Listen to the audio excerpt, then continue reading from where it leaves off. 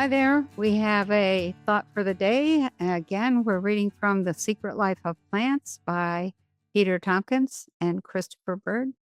And this comes from page 83. Toward the end of 1972, Soviet readers were given more food for thought in an article called Flower Recall.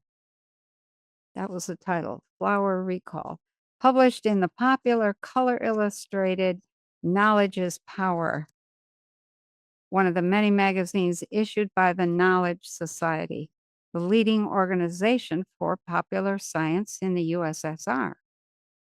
This time, the author was not a news hungry journalist or an inspired engineer, but a professor and doctor of psychological sciences, V.N. Pushkin. Far from suggesting that the American criminologist Baxter is talking about Cleve Baxter and Cleve Baxter's amazing experiments with plant intelligence. Far from suggesting that American criminologist Baxter had really not discovered anything new, which must have been the criticism Baxter was getting. Pushkin began with a complete description of Baxter's shrimp experiment. He then let his readers in on the fact that one of his young colleagues had made him aware of Baxter's accomplishments in the first place and had been so determined to work with the Baxter effect that he had persuaded Pushkin to take part in the experiments. This young young colleague, was named Fedosov, V.M. Fedosov. Fedosov brought an ordinary potted geranium from his home and attached it to an electroencephalograph. As Fedosov was making his first attempts to get a response from his pet plant, Georgy Angushev, a Bulgarian student working up a dissertation in psychology at the Lenin Pedagogical Institute in Moscow, heard about the Fedosov-Pushkin experiments and came to their laboratory to see what was going on. Pushkin described Angushev as a talented researcher with many qualities, the most important of which to their psychobotanical experiments was the fact that the Bulgarian was an excellent hypnotist.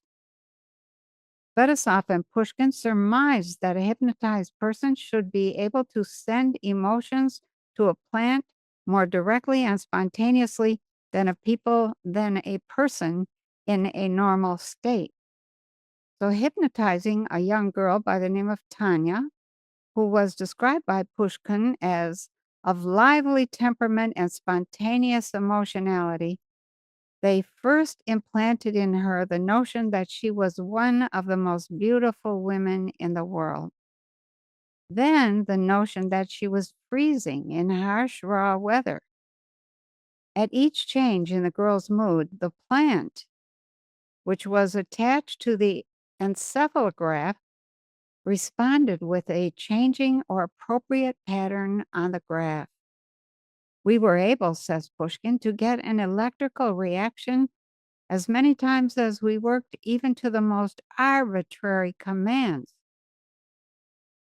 To obviate criticism that the plant's response was only the result of chance events taking place in the room, the Muscovite psychologists switched on their encephalograph and let it run for long periods between their experiments.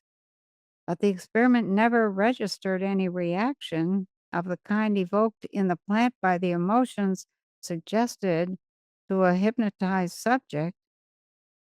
So Pushkin and Fedosov decided to see whether the plant could detect a lie, as Baxter had claimed. It was suggested to Tanya that she think of a number from 1 to 10. At the same time, she was told she would never reveal the number even if pressed to do so. When the researchers counted slowly from 1 to 10, pausing after each digit to inquire whether it was the one she had thought of, each time Tanya responded with a decisive no. Although the psychologist could not see any difference in her answers, the plant gave a specific and clear reaction to her internal state when the number 5 was counted. It was the number which Tanya had selected and promised not to reveal. In his conclusion, Pushkin stated that he felt strongly that by pursuing the course initiated by Baxter, it might be possible to make advances into the thorny problem of human brain functioning, which Pavlov, over half a century ago, had called the crown of earthly nature.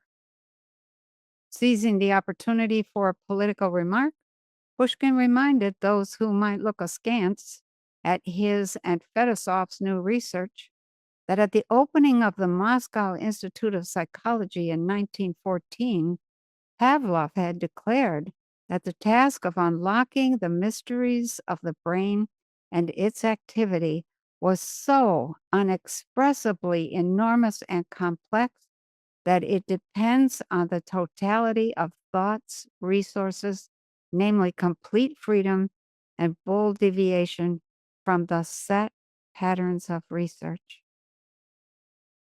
So, as you go through your day, think about every time you try to fool yourself, what around you is responding? When you try to tell yourself something that isn't true, everything around you is consciousness. Plants, animals, furniture, walls, lamps, tables, it's all conscious to some extent. So, what happens in the world when you keep lying to yourself, when you don't want to admit the truth of who you are, what you love, what you don't like? Why not learn to just be graceful with the truth and make a great day?